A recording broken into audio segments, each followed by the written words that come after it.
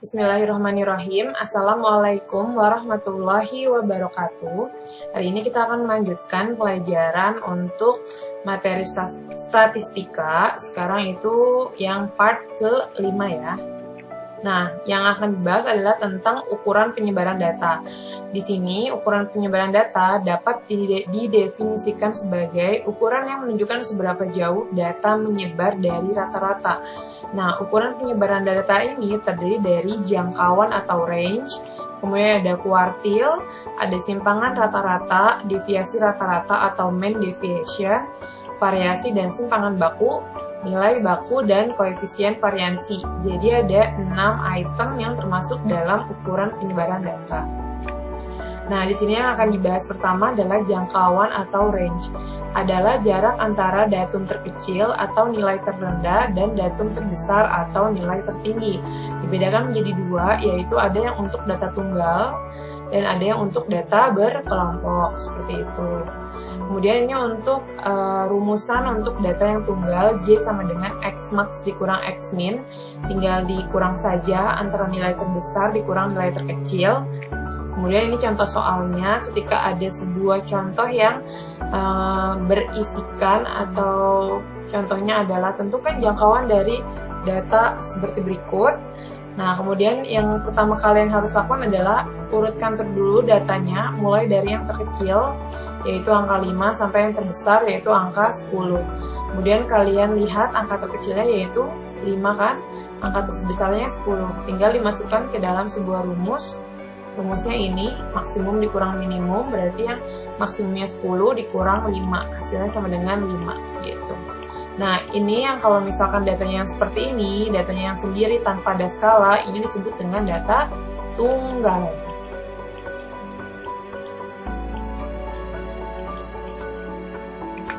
Kemudian ini untuk yang jangkauan data berkelompok sama rumusnya adalah J sama dengan X max dikurang X min. Kemudian ini contohnya, ini kalian juga harus bisa membedakan ya mana yang termasuk data tunggal, mana yang termasuk data kelompok. Kalau data kelompok ini seperti ini, ada skalanya, ini namanya skala. Kalau data tunggal kan nggak ada kayak gininya ya, seperti itu.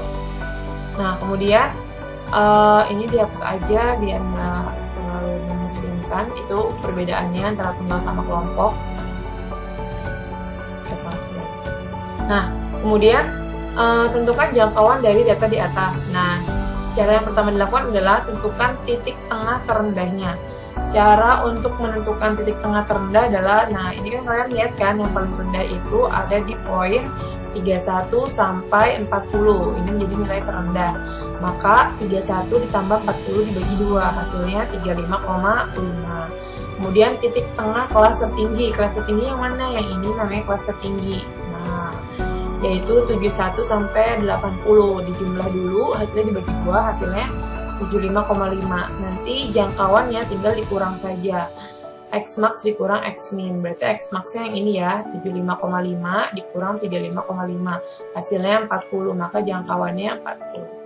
Seperti itu. Jadi titik tengah terendah sama titik tengah kelas tertinggi itu dilihat dari nilainya ya, bukan dari frekuensinya. Dari nilainya seperti ini. Ini yang terendah dan ini untuk yang tertinggi. Kemudian kuartil. Kuartil adalah nilai yang membagi sekumpulan data terurut menjadi 4 bagian yang sama. Kuartil dibedakan menjadi 3. Kuartil pertama atau disebut kuartil bawah, kuartil kedua, kuartil tengah, dan kuartil ketiga, kuartil atas. Nah, ketiga kuartil ini biasanya yang disebut di soal itu paling salah satunya aja sih. Misalkan tentukan kuartil bawah dari data berikut gitu, atau kuartil tengah dari data berikut. Jadi jarang sih ada yang sampai 3 kuartil seperti itu. Nah, untuk yang kuartil data tunggal dibedakan menjadi 2. Ada yang untuk datanya ganjil sama ada yang untuk datanya genap. Nah, ini untuk rumusannya yang harus kalian ingat. Ini yang untuk ganjil, ini untuk yang genap. Beda ya. Nah, ini contoh soalnya untuk kuartil pertama, kedua, ketiga, tapi untuk yang datanya tunggal. Nah, seperti ini kan dia tunggal ya. Nah, untuk data tunggal seperti biasa, kita harus mengurutkan dulu dari yang terkecil sampai yang terbesar. Setelah itu kalian hitung ada berapa n-nya. Di sini n-nya 12. Dilihat dari mana? Ini 1, 2, 3, 4, 5, 6, 7, 8, 9, 10, 11, 12. Jadi 12 ya. Kemudian tinggal kalian substitusi rumusnya Q1 sama dengan X1 per 4 N plus 2. Berarti X1 per 4, nah ini kan N. N-nya ganti pakai ini, 12. Nah, jadi N-nya kita ganti pakai 12. Nah, 12 tambah 2 hasilnya berapa? 24 kan? Ya, ini salah nih. Enggak, maksudnya salah. 12 tambah 2 kok 24? 12 tambah 2 tuh kan berarti 14. Maka 14-nya letakkan di sini. Nah, tinggal 1 per 4 dikali 14. Atau sama dengan 14 per 4. Nah, kalau 14 per 4 itu bisa diperkecil. Nah, cara diperkecilnya sama-sama dibagi 2. 14 bagi 2, 7. 4 bagi 2, 2. Maka hasilnya 7 per 2. Makanya kenapa di sini jadinya ini nih, 7 per 2. Itu dapat dari sini ya, diperkecil. Nah, udah ketemu 7 per 2, nah kita ganti jadi 1 per 2-nya dulu. Jadi 2-nya ini kita pisah. Kalau kita pisah 2-nya, dia berubah jadi 1 per 2. Tapi nanti hasilnya sama kok. Jadi setengah, nah ini kenapa kok bisa 3 ditambah 4? Karena ini 7. Gimana caranya 7 ini kita jabarkan? Ya udah kita jabarkan jadi X3 ditambah X4. Karena kan X3 ditambah X4 hasilnya X7 gitu. Ya udah, terus setengahnya jangan dipapahin, tetap ditulis lagi ke depan setengah gitu ya. Nah, ini kemudian ada 4 plus 4 dari mana? Kalau X3 berarti data ketiga. Data ketiga itu berarti yang mana? Kita harus hapus dulu yang ini. Oke. Kemudian kita hitung data ketiga yang mana. Data yang ketiga adalah ini kan 1, ini 2, ini 3. Nah, berarti ini adalah data ketiga kan. Data ketiganya berapa? 4. Nah, ini. Kemudian kita lihat data keempat nih, X4. Berarti sama kan, 4 juga nih. Karena dia berada di urutan keempat. 1, 2, 3, 4. Nah, makanya di sini juga sama 4. Nah, jadi tinggal dijumlah 4 tambah 4, 8. 8 dikali 1, 8. 8 dibagi 2, 4. Maka jawabannya 4 untuk yang Q1. Q2-nya gimana? Sama, tinggal disubstitusi saja rumusnya. Ini kan rumus untuk data genap di data tunggal pada kuartil ya. Tinggal kalian samain aja, N-nya kalian ganti pakai 12. Ini juga sama, N-nya diganti pakai 12. Makanya di sini jadinya 12 dibagi 2 ya. Makanya di sini 6. Di sini 12 dibagi 2 kan 6. 6 tambah 1 berarti sini 7. Nah, ini setengahnya seperti biasa diabaikan taruh di tengah. Jadi tinggal setengah X6 tambah X7. X6 itu berarti data ke-6. Ini data ke-4, data ke-5, data ke-6. Berarti data ke-6. Ini data ke-7. Nah, berarti tinggal 5 tambah 5, 10 dibagi 2, 5. Maka hasilnya 5. Kemudian ini yang Q3-nya juga sama. Q3-nya ini berarti X1 per 4, 3N plus 2. Ini rumusnya. N-nya seperti biasa diganti dengan angka 12. 3 kali 12, 36 tambah 2, 38. Makanya di sini 38 per 4. Nah, ini dijabarkan lagi, diperkecil, sama-sama dibagi 2. Jadi hasilnya 19 per 2. Kemudian setengahnya kita keluarkan. Ini kan tadi kan 2 sama X ya, dikeluarin jadi setengah gini nih. Nah, ini boleh. Tinggal 19. 19 itu penjumlahan antara 9 dan 10. Tinggal kalian cari data ke-9 itu berapa. Data ke-9 berarti 1, 2, 3, 4, 5, 6, 7, 8, 9. Ini. Data ke-10-nya ini. Berarti 6 tambah 7 dibagi 2. Hasilnya 6,5. Seperti itu. Kemudian ini untuk data yang ganjil karena N-nya adalah ganjil 13. Seperti biasa datanya harus diurutkan dulu. Kemudian tinggal disubstitusi, tapi ingat substitusinya itu menggunakan substitusi untuk yang data ganjil, jangan untuk yang data genap. Karena nanti bisa kebalik-balik seperti itu. Nah, ini sama halnya dengan yang tadi caranya, yaitu dengan mensubstitusi N-nya sama dengan 13. Makanya sini N-nya kita ganti pakai 13. 13 tambah 1, 14 per 4. Diperkecil jadi 7 per 2. Kemudian ini X-nya kita ganti jadi seperti ini, setengah. 7 itu didapat dari 3 ditambah 4, terserah 7. Atau mau dibalik dulu, 4 tambah 3 itu juga nggak masalah. Kemudian X3 ini termasuk data ketiga. Data ketiga berarti 9. Kemudian data keempat itu berarti 10. Makanya di sini 9 tambah 10 dibagi 2. Hasilnya 9,5. Nah, ini juga sama, N-nya lagi-lagi dimasukkan 13. 13 tambah 1, 14. 13 tambah 1, ya benar. 14 bagi 2, 7. Nah, ini maaf, ini salah. Ini harusnya jangan 13, ini harusnya 14. Nah, jadi tinggal 14 per 2, hasilnya 7. Data ke-7 berarti 12. Kita hitung 1, 2, 3, 4, 5, 6, 7, pas 12. Maka jawabannya 12. Kemudian untuk yang kuartil ketiga, tinggal sama substitusi ke rumusnya. Kemudian N-nya kita taruh 13 di sini. 13 tambah 1, 14. Jadi 3 per 4 kali 14. Ini 42 dapat dari mana, Miss? Dapat dari sini nih. 14 dikali 3. Hasilnya 42 dibagi 4. Ini diperkecil lagi, sama-sama dibagi 2. 42 bagi 2, 21. 4 bagi 2, 2. Terus ini kita jabarin, setengahnya taruh di depan lagi. Nah, berarti kalau 21 itu berarti 10 ditambah 11, kan 21. Hitung deh, data yang ke 10 dari mana? Ini kan 1, 2, 3, 4, 5, 6, 7, 8, 9, 10. Nih, berarti 10-nya adalah, salah. Bundarannya kepanjangan. Nah, berarti ini jatuh di angka 14 sama 16. Nah, tinggal dibagi 2, hasilnya adalah 15. Nah, kemudian kuartil data berkelompok, ini rumusnya KI. Nah, KI ini nanti diubah-ubah sesuai dengan urutannya. Kalau kuartil 1 berarti ke 1, kuartil 2 berarti ke 2, kuartil 3 berarti ke 3. Gitu ya. Sesuai dengan keterangan yang ada di sini. Nah, ini contoh soalnya, ini merupakan data kelompok yang ditanya adalah kuartil pertama, kedua, dan ketiga. Caranya yang pertama adalah kita tentukan dulu N-nya 60, N itu dapat dari mana? Dari sini. Penjumlahan seluruhnya dari frekuensi itu disebut dengan N. Jumlah frekuensi ya, itu N itu. Berarti 60. Kemudian kita lakukan hal yang pertama adalah menentukan letak kuartilnya. Letak kuartilnya dari mana? Kita tulis dari yang pertama, karena ditarinya Q1, berarti Q1 sama dengan 1/4 kali N kali I. Ini juga rumus untuk menentukan letak Q1-nya. Tinggal tambahin aja 1/4, N-nya tadi kan sudah ada di 60. I-nya, kenapa I-nya itu 1? Karena ini kan Q1, maka I-nya 1 gitu ya. Makanya di sini 1. Hasilnya adalah 15. Tinggal kalian taruh.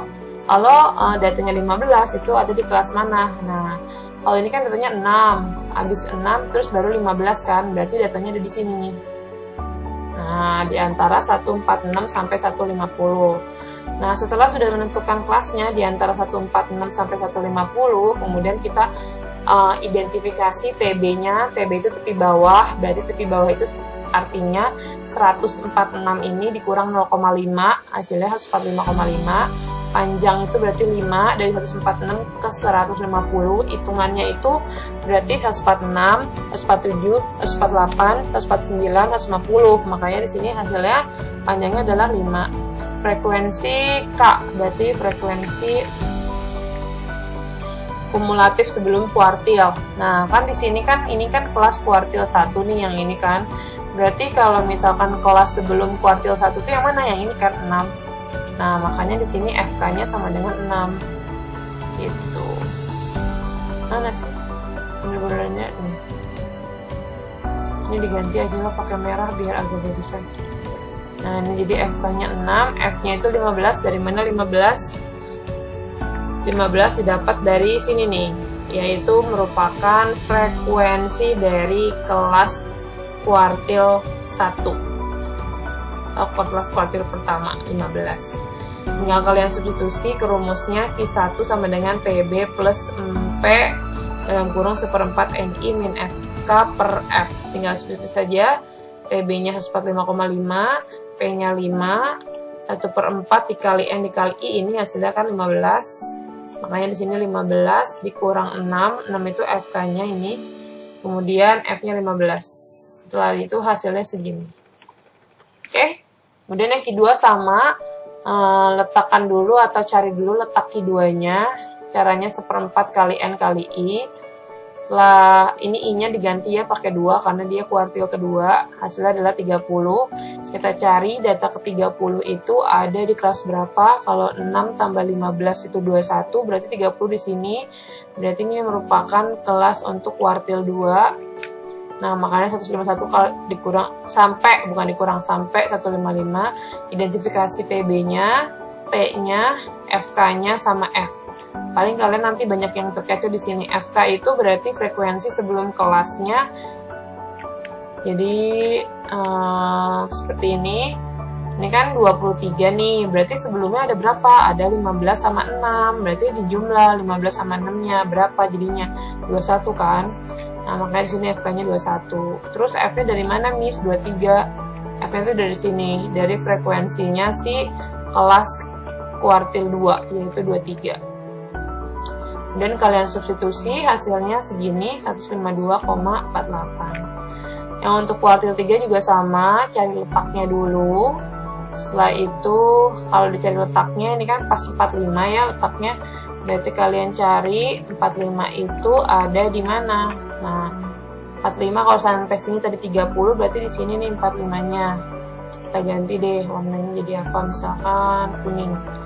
Nah, di sini jadinya, nah, itu ya. Terus kita cari TB-nya, kemudian P-nya, FK-nya sama F. Ini sigma saran pasti kalian udah bisa. Kemudian taruh rumusnya Q3 sama dengan ini. Tinggal disubstitusi, maka hasilnya 156. Kemudian masuk ke jangkauan antar kuartil. Nah, jangkauan antar kuartil itu apa? Jangkauan antar kuartil adalah, ini disebut juga dengan hamparan ya. Itu adalah selisih kuartil bawah dan kuartil atas.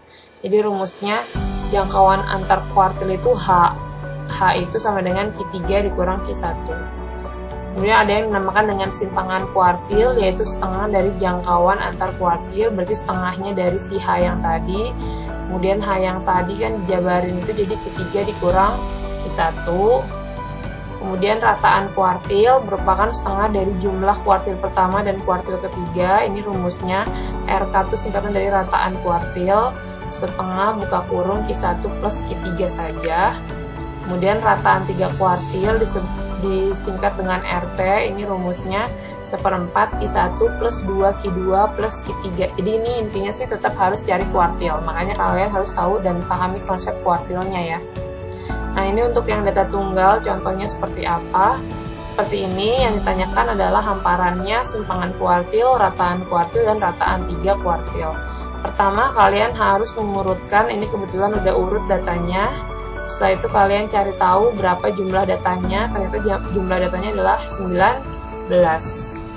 Tinggal kalian substitusi saja ke rumusan kuartil. Nah, karena di sini sudah pakai data tunggal, di sini tulisannya tunggal, maka kalian pakai kuartil data tunggal untuk Q1, Q2, dan Q3-nya. Karena M-nya 19, ya sudah biasa ya, tinggal disubstitusi saja. Nah, ini kalau kayak gini, misalkan Q1-nya 1/4 kali 20. 20 bagi 4 kan 5. Nah, ini kenapa bisa jadi 5? Karena lihat, X5 itu berarti data kelima. Data kelima itu berapa? Ini kan 1, 2, 3, 4, 5. Berarti data kelima adalah ini. Makanya di sini 5, gitu ya. Ini 6, ini 7. Karena dilihat dari sini, data ke-10-nya sama data ke-15-nya, kebetulan angkanya seperti ini. Nah, tinggal kalian cari hanya H itu atau hamparan itu Q3 dikurang Q1, tinggal dikurang, 7 kurangi 5, sama dengan 2, kemudian kuartil, apa tadi ya? Lupa lagi.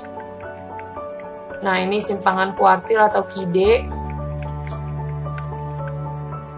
Simpangan kuartil atau QD, nah ini setengah dikali H, hanya kan udah pasti nih 2. Setengah kali 2, berarti 2 bagi 2, 1 ya. Kemudian rataan kuartilnya, rumusnya setengah kali Q1 plus Q3. Q1 plus Q3-nya tinggal dijumlahkan, diketahui ya, 5 sama 7, hasilnya 6. Kemudian ini RT-nya 1/4 Q1 plus 2 Q2 plus Q3, sama substitusi lagi, maka hasilnya 1/4 kali 24 atau 6. Udah deh, selesai. Nah, terus ini untuk yang data kelompok, caranya gimana? Untuk yang hamparan, kuartil, rataan kuartil, dan rataan 3 kuartil. Sama, untuk yang ini, yang cara yang paling pertama digunakan adalah gunakan kuartil 1 di data kelompok. Nah, ini N-nya udah tahu 60 ya, ini sama kayak tadi. Ini kuartil 1-nya sudah didapat 148,5, kuartil 2-nya 152,48, kuartil 3-nya 156. Nah, seperti ini, sudah didapat seperti ini, tinggal cari H-nya. H-nya tinggal dikurang, Q3 min Q1. Segini hasilnya 7,5, kemudian QD-nya setengah dari H, setengah dari ini 7,5, hasilnya 3,75. Kemudian RK-nya setengah Q1 plus Q3, tinggal dijumlah saja. Dijumlahin hasilnya segini. Kemudian ini 1/4 Q1, berarti Q1-nya kan ini tuh 148,5, disubstitusi saja. Kemudian 2 Q2, berarti 2 dikali Q2-nya kan ini 152,48. Q3-nya berarti 156. Tinggal dijumlahin hasilnya 609,46, kemudian hasilnya dibagi dengan 4. Ini hasilnya. Seperti itu. Nah, untuk sekarang berarti materinya sudah cukup sampai sini. Silahkan kalian catat latihannya. Ini ada nomor 1, nomor 2, nomor 3, nomor 4, kemudian ini ada nomor 5 dan nomor 6. Ada 6 untuk latihan soalnya. Seperti itu, jangan lupa untuk like, comment, and subscribe videonya Miss Hikmah. Terima kasih. Wassalamualaikum warahmatullahi wabarakatuh.